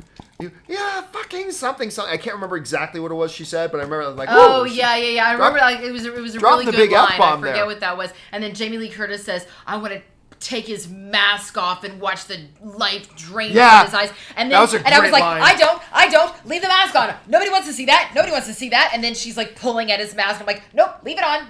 We're good. Take his mask off and watch the life drain from his eyes. Does he even have eyes? I don't want her pissed at me. Fire. Ugh. All right, Sam Fisher also says, isn't Ethan Hawke playing the villain in Moon Knight? Yes. Yep. Peter, our friend Peter, sends in a super chat for $299.99. Thank you again Peter. That so much. Incredibly. First of all of you who send in support of any type, anytime, and supporting the content you guys like to watch, always supremely grateful. But I think all of us would say to Peter, thank you, man, for supporting us on that level, man. That's incredibly generous of you. Kermit Yoko says there are Mario movie. The director will be the Teen Titans director. I know that Kermit is writing us from somewhere else, so I don't know. Let me see that again. There are Mario movie. The director will be the Teen Titans director. Do we know who the Teen Titans director is? Maybe that. No, I don't. I'm not even familiar with Teen Titans. I mean, I know what the Teen Titans are, but I'm not familiar with the Teen Titans project, so I'm not quite sure what it is you're asking there. Sorry about that, man. Sorry, Kermit. Not really sure. Caleb Crane says, "How is Belfast? Is it Branagh's version of Roma?" Oh. That's not a bad comparison. Yeah. Now, again, it's hard to say because I couldn't really tell what it was about, but yeah, it's kind of soaking in life at that time. You know what? Again, I'd have to see the movie to say whether that's actually an accurate comparison, but just from watching the trailer, it kind of has the same little feel. Yeah, I think it's like also like maybe semi-autobiographical because someone was saying in the chat that Branagh left Belfast when he was 9. So this is maybe sort of a love letter to his youth, but sort of explaining what was going on at the time politically. And but I do like that Branagh's version, Branagh's Roma. I think that, I mean, based on not fully. Based on the little bit that we've seen, that sounds... It's not a bad comparison, yeah. Ronan says, what if we find out that Doctor Strange isn't really who he thinks... Why are we talking about Doctor Strange? Mephisto, and the real Doctor Strange was imprisoned the entire time, leading into the multiverse of madness. That's one theory. Andres Moran says, what was the Peter Dinklage movie? I can't find the trailer. Cyrano. I don't think they put it online yet, but keep your guys' eyes open for it. I'd say, if anything, that was my biggest pleasant surprise of how a movie looked. I mean, obviously the biggest surprise was that they showed us Ghostbusters, but for like pleasant surprise for how good something looked, it's going to be Peter Dinklage's Cyrano. So keep your guys' eyes open for it. I don't know when they're going to drop that trailer, but it moved Erin and I both. Like, we were both really moved by it. You were literally in tears just watching the trailer. Yeah. It was super powerful. I clung to John like he was my 16-year-old boyfriend. So, I mean, when I was 16, not that I have a boyfriend who is 16. Yes. And also, in case you're unfamiliar, it is spelled C-Y-R. So Cyrano, not C-I. Yeah. But also with a C, not an S. All right. Andrea P says, hi, John and Erin. It's a pleasure to listen to your live stream and the juicy content you drop for us. Your chemistry is amazing, and it's clear you've been friends for a long time. I'm Italian but live in Australia, so time of the live streams works best for me. Keep up the amazing work. Ciao, belly. Oh, ciao, Andrea. Ciao. I mean, I'm an Italian who lived in Canada and now lives here. I am Italian-Canadian. Erin and I keep saying about 10 years, but it's really been about 13 years now. Yeah. That we've been friends. Actually, I think so. The first day we met was, we've told the story before, but the first day we met was at the Masters of the Web panel at Comic-Con that I do every year, and I was there promoting a movie called Bitch Slap, which stars 3 women from different backgrounds who go into the desert to find $200 million in diamonds that's been buried by an underworld. Lucy Lawless is in it. Kevin Sorbo. Is in it. Erin Cummings is in it. Julia Voth, Americo Olivo. And so we were told that we were not going to be able to show it at Comic-Con because Comic-Con is a family-friendly event. And so we were not allowed to be there. And so we were like, fuck you, Comic-Con. We're going anyway, guerrilla style. So we just showed up with a bunch of postcards. And the first place we went was the Masters of the Web panel because we knew that we wanted to get some press. We knew that all the webmasters were going to be there. And you know what they showed was a trailer for a movie with half-naked women hanging from hooks. Yeah. So we're all sitting there going, so basically you can't show women with nice cleavage shooting big guns and driving fast cars, but you can show women hanging from meat hooks. Okay, got it, the family friendly. But anyway, so I digress. We're at the Masters of the Web panel. They came up and introduced themselves to me afterwards. We were then doing our Masters of the Web panel party later that night, so we invited them to come along. Well, you interviewed us that day. No, it was the next day. Oh, okay. So here's what happened. After we met, they came to the party. I said, we should do an interview because at the time I was doing my site, the movie blog. You guys should come. And then I keep forgetting her name. She married the dude from Chuck. She was the publicist on the film, and she's got Amy. Amy. What up? Is her name Amy? Yeah. She's got a beautiful kid now. She left Hollywood to be a kindergarten teacher. To be a teacher. And I was like, you are an awesome person. Anyway. I am definitely not the kind of person that could do that. And I'm still friends with her on Facebook. She's awesome. Yeah. Amy Pham. Yes. I would have spelled Pham, right? Pham. Pham, Pham. Anyway. Sorry, total side note. So she says, okay, because I mentioned I should do an interview for that. And she came up with the idea. I believe it was her came up with the idea. She goes, what if, because the movie's called Bitch Slap, right? About these 3 hot girls. And I'm like, what if you interviewed them in bed?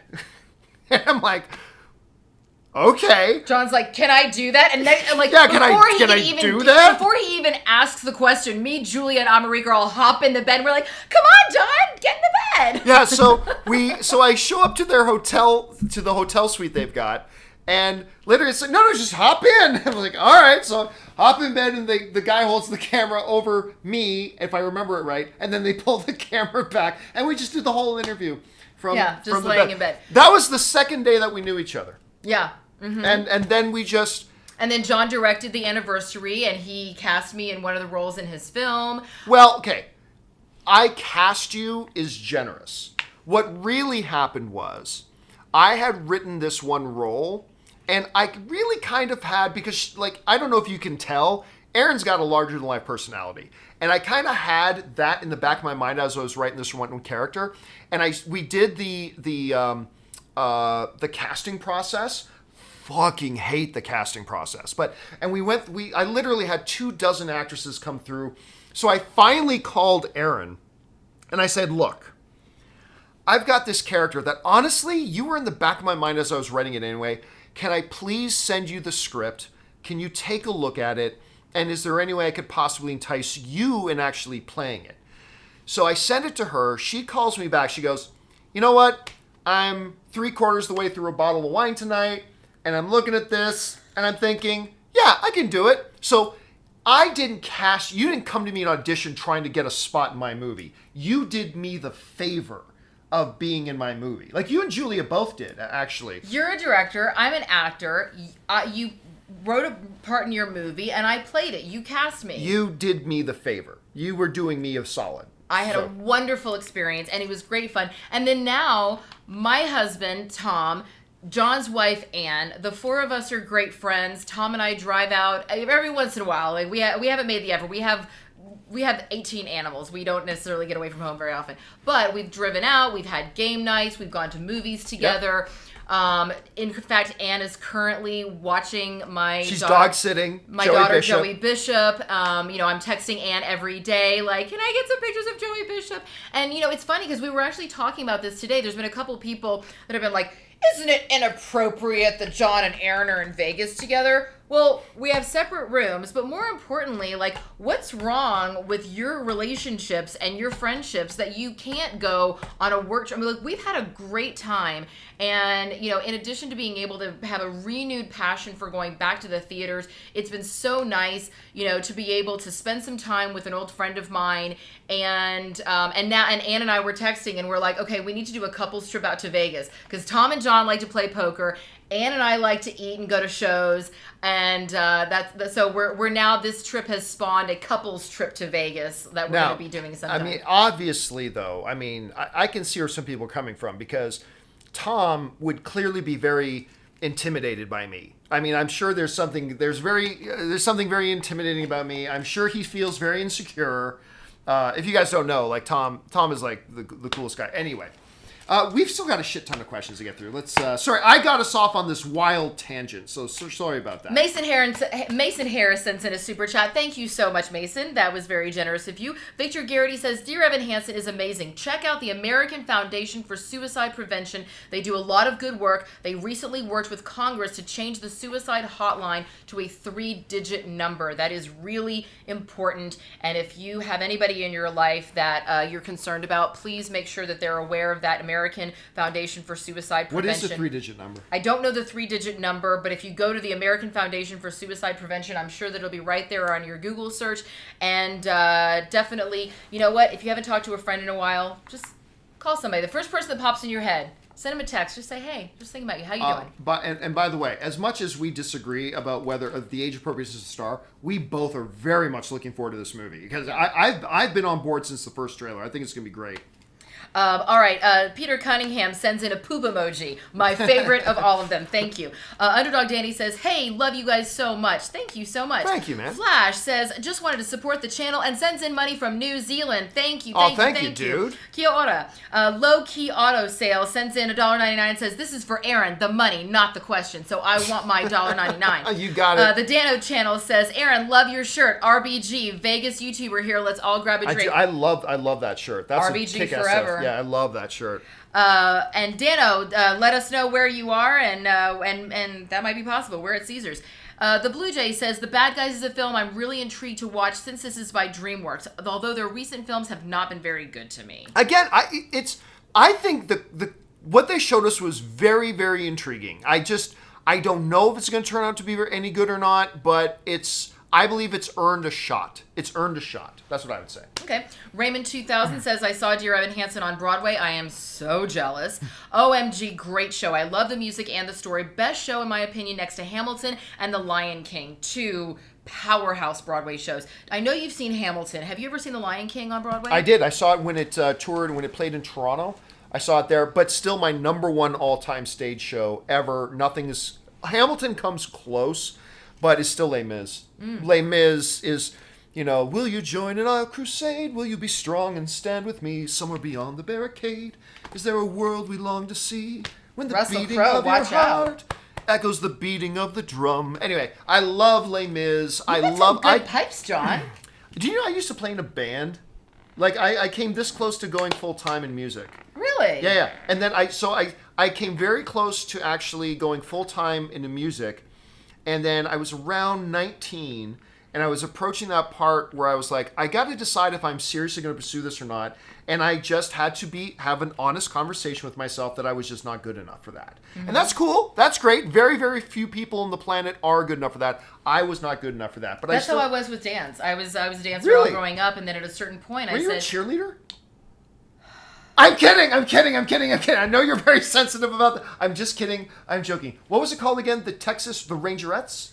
The Kilgore College Rangerettes. The Kilgore College world's Rangerettes. First collegiate precision dance drill team. And they're not cheerleaders. No, the last time he said that on air, I had to strangle him. I know. You guys have seen that. Find the clip. Yachirobi sends in $10 and says, Marry Me is a webcomic. If you Google Marry Me webcomic, you can still find it on the internet. I'm so glad it finally got to the big screen for like the creator originally hoped for. I did not know that. I didn't know that either. I hope that the creator is happy with the casting. Alex Von Gollum says, Hi, Erin and Gio. Can't wait to see Shang-Chi. I've been jumping on the chair like a horny, hyperactive monkey. The featurette and reviews got me overhyped. no way you can be overhyped because all the hype is worth it. Gabrielle Baker says, Erin, agree to disagree about Ben Platt? No, he's wrong, you're wrong, I'm right. There you go. Brendan Sheehy says, hey, John and Erin, as an Irish guy, I am intrigued to see Bono taking on a voice role. I don't recall Bono ever doing an acting role. Is it all U2 songs? I doubt it's all U2 songs. I doubt it. But yeah, I'm I think that they would have said featuring exclusive music from U2. Yeah. But I will tell you what, like, the moment she starts singing, Still Haven't Found What I'm Looking For. Oof. Which, if you understand, like, my religious background as well, and, you know, Edge has described Still Haven't Found What I'm Looking For. He described it as, we wrote it as a hymn. Like, it's a hymn. That's what Still Haven't Found What I'm Looking For is. And it's a soulful, moving, beautiful song. It's one of my number one all-time favorite song is Where the Streets Have No Name, which also in many ways is kind of like a hymn. But Still Haven't Found What I'm Looking For, I think is one of the most profound, beautiful, moving songs ever. So when she starts singing that a cappella, but then the guitar... And her big eyes open up. And then her and Bono start singing it in harmony. It's like... Well, fuck you. Now I have to see this movie. Yeah. Now I have to see it anyway. I just hope they have Sunday Bloody Sunday in that. I doubt they will. It's Sing 2, but man, Sunday Bloody Sunday. That would fit more for Belfast. Oh, yes. Oh, yeah. My God. Have you ever seen The Commitments? Yes. Yes. So say it loud. I'm Irish. Oh, yeah. So say it loud. I'm black and I'm proud. Because they talk about, yeah, anyway. And the battle's yet begun. If you haven't seen The Commitments, go see it. Blah, blah, blah, blah, blah, blah, blah. Max Papineau says, hey, John and Erin, speaking of Michael Bay, who do you think has a more hit or miss record, Michael Bay or M. Night? Keep up the great work. Here's the thing. I would say hit and miss better refers to Michael Bay because M. Night goes in streaks, right? M. Night is like killer film, killer film, killer film. Terrible, disappointing film, terrible, disappointing film, terrible, disappointing film. Whereas Michael Bay, you never know. Like, he'll do a crappy Transformers movie, and then he'll do Pain or Gain. And I really like Pain or Gain. He'll then do something else crappy. I don't know, The Island. He'll do The Island, but then he'll do The Rock. And then he'll do something else crappy, and then he'll come out. So I would say hit and miss better applies to him, whereas M. Night is more streaky. So that's my guess. The Dano channel says, how are 2,000 people watching but less than 400 likes? Hit that thumb, people. Go! Yeah, everybody, hit the thumbs up button. Hit the like button. Up. Good to have you here. You know what? That's my fault because every YouTuber knows every YouTube video you ever watch. Everybody hit subscribe and click the thumbs up button. Hey there, before I tell you what you came here to listen to, why don't you just hit that subscribe and click a like button? And I have no problem with that. I have no problem that other people do that. It makes sense. You should do that. I don't generally ask people to subscribe or hit the like button. Maybe like once a month I do. And honestly, I should probably do it more. I I agree. Thank you for doing it for me. Ben Rayner says, Erin sounds like that girl from that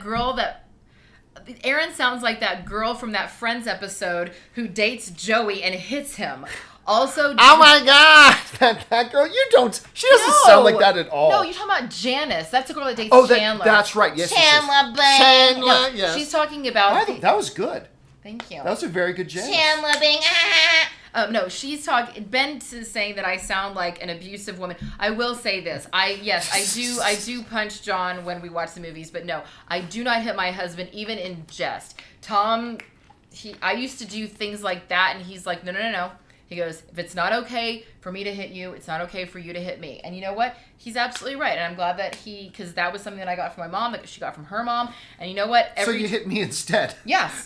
That's why we're friends.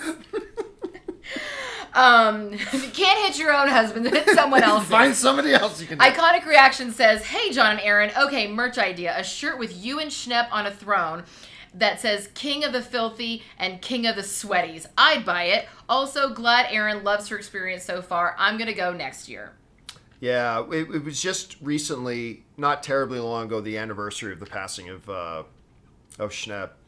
I never came to CinemaCon with Schnepp. I mean, obviously, Schnepp and I we went to Comic-Con a bunch of times. He was the king of Comic-Con. He was the absolute king of Comic-Con. No, I won't be making any shirt. John Schnepp he sits on shirts alone. You put the king of the sweaties on shirts by himself. I will never be so presumptuous to put myself on a shirt with Schnepp. That's a shirt for in and of himself. Not, it's weird. It's now been a couple of years, and I still come out of certain movies thinking about how much Schnepp would have liked this. Certainly when I go to see a movie with Robert and stuff like that, and like we'll see something and go, that's something Schnepp would have loved. I remember coming out of Spider-Man, I think it was Spider-Man Into the Spider-Verse, and being like, oh my God, the first thing I thought about was I wish Schnepp could see this. And of course, Endgame. Robert and I went to go see Endgame. So I'm going off on a tangent, but I'll just finish with this. Robert and I, of course, I took Robert as my plus one to go see a special screening of Endgame on the Disney lot. And exactly 1 year earlier, Robert was there to see Infinity War, but he was the plus one of John Schnepp. And so for Robert, that was a very moving anniversary as well, being there on the Disney lot. But this time was anyway. Sorry, I go off on a little bit of a tangent, but yeah, the whole geek community. Look, we have been lesser with the loss of John Schnepp. He was the best of us, and we all still miss him a lot. Anyway, okay, next up. Cast Graphics sends in a super sticker. Thank you so much for that. Thank you. Casey Mack says, what are you looking forward to at the Lionsgate and Paramount panels tomorrow? Again, for Paramount, they will definitely show us a bunch of Top Gun. I'm really excited about that. I don't know if they will give us any Mission Impossible. I sure hope they do. And I'm sure they'll have a bunch of other things that I just haven't looked into yet. With Lionsgate, I'm really hoping, even though it's very early in the game, I'm keeping my fingers crossed, really keeping my fingers crossed that we get some John Wick. I'm really hoping for some John Wick. So Lionsgate is a great company. I really, really like Lionsgate. I worked for Lionsgate for a little while. As did I on the television side. What did you do for them on the television side? I did Mad Men. That was the first time that I worked on Lionsgate. Right. And then I did a series with, oh my God, he played my boyfriend. What's his name? What was the show? It was Feed the Beast on AMC, and it was David Schwimmer and Jim Sturgis. Oh my God, I can't believe I forgot Jim's name. So I played Jim Sturgis' love interest on this show, Feed the Beast. That lasted for one season, but that was a Lionsgate show. So Casey Mack also says Chris Pratt could have been writing Blue. No, it definitely wasn't Blue. Erin's probably right. It was probably a horse. So she's probably right about that. But it was just so quick, and it was running beside the dinosaur. I think there's a chance he was riding a dinosaur, but it was probably a horse. Noah Kaser says, can't wait for the movies, but my question is, how can I get Erin's autograph? Well, you can either pay someone I don't know $50 on eBay, and you can buy it there, which I don't recommend because I don't know those people and I don't see any of that. Or you can send a self-addressed stamped envelope. Don't be giving away addresses. Well, not to my address. No. Don't give them my address. Well, here's the problem. Everybody's working from home now, so it used to be that Do you have a P.O. box? No. Oh, yeah, neither do I. I used to, but I never got any mail there, so I was like... Nobody ever wanted my... You're literally the first person in like 10 years that's asked for my autograph. So, I don't know. I got to figure that out because now my managers are all working from home. Like it used to be people could just send stuff to, my manager's office. You know what, Noah? I will find you and we'll figure it out. But usually sending a self-addressed stamped envelope is a good way to go. Maybe to my lawyer's office. I'll put an address somewhere. We'll figure it out. James, what is this? Jay Meister? Jay Meister 25 says, if No Way Home sticks the landing, I will hold the Holland Spidey trilogy as one of the greatest trilogies in cinematic history. And yes, it is cinema. I respect that. I disagree. Listen, and you're talking to a guy I'm a big fan of Homecoming, and I'm a big fan of Far From Home. But neither of those films, for me, are in the top 15 best comic book movies of all time. And if you don't have any of your films in that conversation, then it can't rank that high. I mean, but hey, if for you, Homecoming and No Way Home are like top 10 all-time great movies, awesome. I like those movies very, very much, but no matter how good No Way Home is, it's not in the conversation of best trilogies. It's not in the conversation with Lord of the Rings and Star Wars and The Godfather and things like that. So, and I say that as a fan of them, but it's up to each individual viewer. If it is for you, awesome. And our last one of the night. This is the last one? This is the last one. I refreshed it and everything. Okay, nice. Deb Danio sends in a super sticker. Thank you so much. Oh, thank you so much for that. I appreciate that. And with that, I guess we're all done here. We're all done here. This has been, it's been a long day. It's been a really long day. Well, you know what we did today, though? I've been telling her. I have to go to the bathroom again. Okay, she's got to go use the bathroom. Either use yours or use the one at the end of the hall. Well, no, I'm gonna keep my mic on. She's not wearing a mic. So today was actually a long day. Okay. Now that she's not here, let's talk about the Seven Peters thing for a second, or Evan Hansen thing. That dude is totally too old. He's way too old to play that role. I'm just saying that. I'm so strong in that conviction that I'm just going to say it very quietly. Well, Erin's not here. Okay, so today was a busy day. So one of the things that I told Erin about when we were coming out here, she doesn't get out to Vegas very much at all.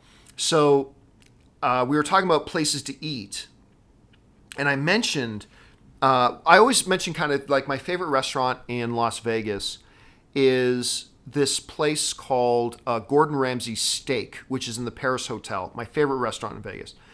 But then Erin was asking me, what about like just like a good burger? And it's actually another Gordon Ramsay restaurant. It's in Planet Hollywood, and it's called Burger. That's all. It's just called Burger. And I've been telling Erin about this. So today, after Shang-Chi was done,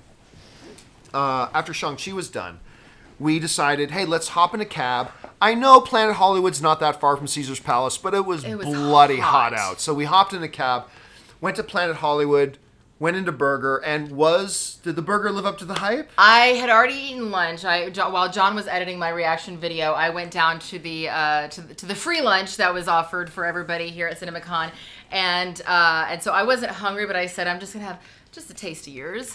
And boy, he was not kidding. That burger was so delicious, and I am a big burger fan. So yeah, it was fantastic. Really delicious. If you guys are ever in Vegas, do try out Burger. And it's not like $40 burgers. It's like a premium burger price. It's like $17 for one of the burgers. I highly recommend their Farmhouse Burger. Mwah. Beautiful. So we rushed to see Shang-Chi early morning. Then we rushed out to lunch. Then we had to turn around, get back here in time for the Universal presentation. Then get up here, do the live stream. Been a long day, and I haven't even played poker yet today. So that's how busy of a day it's been. Well, today is also a really special day because... What am I forgetting? Am I forgetting something important? Yeah. Shit. What did I forget? It's my mom's birthday, which you didn't know that, but yes. No, I know because you told me yesterday that today was going to be your mom's birthday. Yes. Today is my mom's birthday. Oh my God, somebody says In-N-Out or Whataburger. Are you kidding me? Whataburger all day, every day. What's In-N-Out, please? I'm not that much of a California girl yet. I'm still a Texas girl at heart. But yes, today is my mom, Cheryl Cummings' birthday, and she is asleep right now in Texas, but she will be watching this tomorrow. So, Mom, I love you so much. Thank you. I know that we've talked on the phone several times, but I just want to say thank you again for always supporting my dreams, even if you didn't understand them in the beginning. I am here still getting to do what I love to do every day because you have believed in me. You and Daddy have always believed in me and been my biggest cheerleaders and supporters.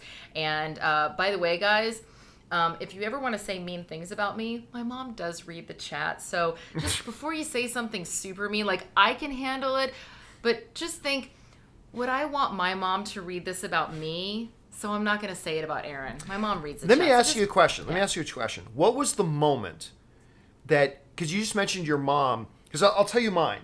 My parents, much like Anne's mom, still doesn't get what I do. She still kind of thinks that maybe I'm unemployed, but... I don't think my parents were ever really completely on board with what I was doing until they heard me on the radio because the radio station wanted a film expert for something. They called me, and then they heard me on the radio. And my dad's father, my grandfather who died last year, he called my dad. I hear John on the radio, and because they call me John Campea when I'm really named after my grandfather Giovanni, but he goes by John also. He goes, they say my name on the radio, and after that, all of a sudden, I had credibility with my family. When was the moment that your family got it? That this my family or my parents? Parents. Okay, I will say this. It was actually very early. It was very early. So I was living in Dallas, Texas. I was a senior at the University of North Texas getting a degree in advertising, in journalism with a specialization in advertising. And I, was doing theater, and I ended up getting I got a little agent who was sending me on commercials because that's really what was going on in Dallas at the time. And I had an audition for a TGI Fridays commercial. So I went to my local TGI Fridays and I begged the manager. I said, please, can I buy one of your shirts? And he's like, we're not allowed to sell those, blah, blah, blah. And I said, can I borrow one? And I promise I'll bring it back. And I really didn't take no for an answer. So he just gave me a TGI Fridays shirt to borrow. And as you know, as you may know, if you have anything to do with commercials, a lot about it is just looking the part. It's not really about the talent. It's about like, does this person look right? And I was supposed to be a TGI Fridays waitress, so I walked in with my TGI Fridays shirt and all my flair, and they were like, that's the girl. So then I go and I shoot the commercial, and here was the thing. I was supposed to be holding these plates, and all I had to do was walk across the screen. But it was supposed to be as this couple walks that way, I cross behind them, and I just couldn't. They were like, Erin, come in right away. Faster. Okay, faster. And I just couldn't do it to the pace that they wanted. So the director was like, why don't we have the two waitresses switch places? Have the other waitress try it. So she does it. And he's like, okay, we'll keep this. And I was like, God, I'm an idiot. I'm never going to get hired. I'm never going to be an actress. I can't take direction. I'm having a total meltdown about it. So then cut to, I get this check. And I got paid for the day. It was like 3 hours that I shot. I got paid for the day, so I was expecting that. And then, like 13 weeks later, I got a check for $9,000, and I'm literally an actual waitress in Texas in college, and I called my parents and I was like, oh my God, I just got a check for $9,000, and my dad was like, for what? I said, they call it a residual, and apparently I'm gonna get more of these. And my parents, I think that was when they actually realized that actors could make money. And it wasn't the fact that they didn't want me to do what I loved. It was the fact that they didn't realize that I could actually make money doing it. And as it turns out, I ran into that girl who played the other waitress. And I was like, hey, how about them residuals, right? And she's like, what are you talking about? My part got cut from the commercial. I don't get any residuals. All because you didn't walk fast enough. Sometimes it pays to be a fuck up. So, yeah, that was I prove that every day. Yeah, and I think that when I played prostitute number 1 on Star Trek Enterprise and my family could actually see me on TV. That was probably big. That was when they started being like, wait, did you do that first or did you do Charmed first? I did that first. Oh, that Charmed first. was afterwards. In my mind, Charmed was an earlier show than that. But listen, sorry. Guys, we've gone way over time. Sorry about that. I took us off on all these tangents. Well, I apologize. Yeah, we've done about an hour and a half the last couple times. Yeah, so we're closing on 2 hours. Don't forget, guys, we will be back again tomorrow. We got 2 to do tomorrow. We got Paramount, which is at, thank God, a little bit later in the day. It starts at 10 a.m. So we'll probably do our Paramount live stream probably around 12:30 or 1. Keep an eye on the channel for what time that's going to go up tomorrow. And then we got Lionsgate in the evening. So, guys, that'll do it. Wrapping up now day 3 of Comic-Con. I keep wanting to say Comic-Con. Day 3 of CinemaCon. We got 1 more day to go tomorrow. Thanks for being here with us, guys. That'll do it for us for now. My name's John Campea. And until next time, my friends, bye-bye.